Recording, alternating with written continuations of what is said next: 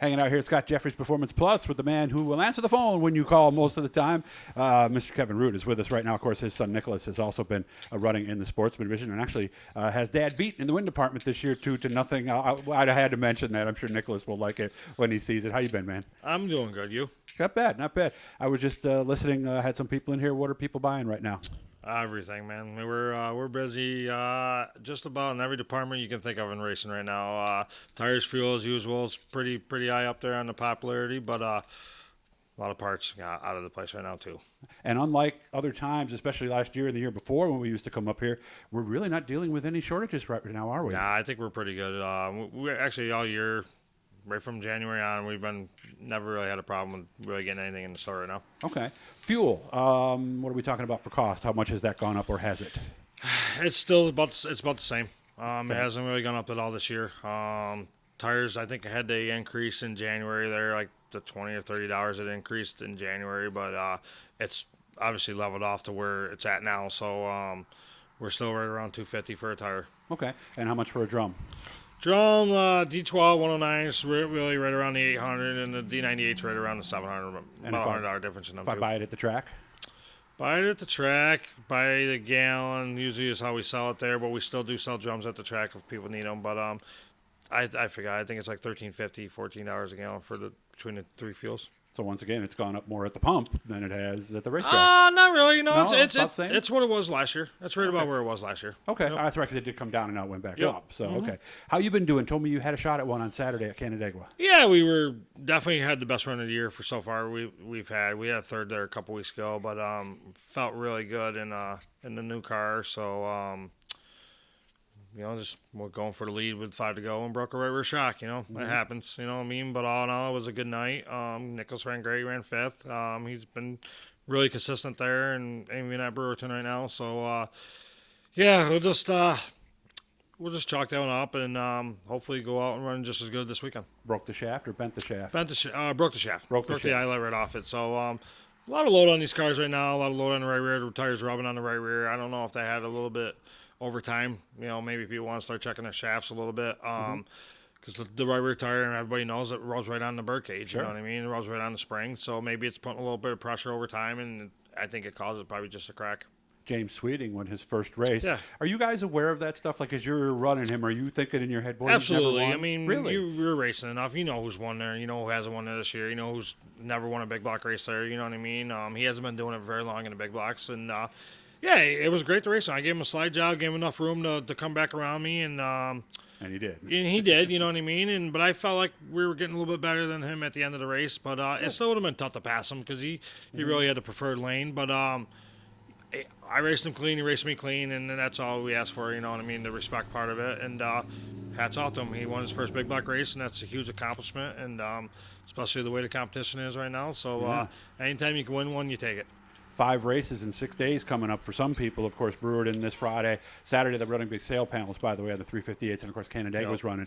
But SummerFAST is next week. How much are you running? How much is Nicholas running? Yeah, SummerFAST is going to be a very busy week here at the store. Obviously, as we're the store. SJP will be at Brewerton, Fulton. You know what I mean? Throughout next week, and we're going to do myself. I'm going to do Monday, Wednesday. So Brewerton and Canandaigua. Nicholas is going to do Tuesday, Wednesday at Fulton and Canandaigua, and then Friday there's a series race for him at Brewerton. Sunday there's a series race at Glenridge. A week from this Friday coming up. Okay. And then the following Tuesday after SummerFAST is Rancherville for him. So 3 series races in 5 days. Yeah, 4. 4? Oh, that's right. Yeah, because you got to throw the other one in. So actually, no, I'm sorry, 5. Tuesday, Wednesday. Yeah, Tuesday, Wednesday, Friday, Sunday, Tuesday. So and go back to Corey Reed. By the way, I put him up right before I put Kevin up, and he ran down what's happening next week too. Yeah, it's going to be it's a very busy week for everybody involved in racing. Do we like that? Well, the nice thing about it's close to home for us. True, know what I mean? big Some travel. of the guys that got to travel, I'm sure it's not so pleasant for them, but for us, we're within an hour of going racing. You know what I mean? So. Having to work here the next day, it gets a little tiring, but it is what it is. You know what I mean? We're ramping up for it this week and trying to get everything stocked up in here and making sure we don't want to not have a part with us or in the store, for somebody that needs one, Good. Nicholas has done pretty well this year, 2 wins at 2 different tracks. What are we thinking about as far as his future is concerned? Well, his future, I think, is very bright for him.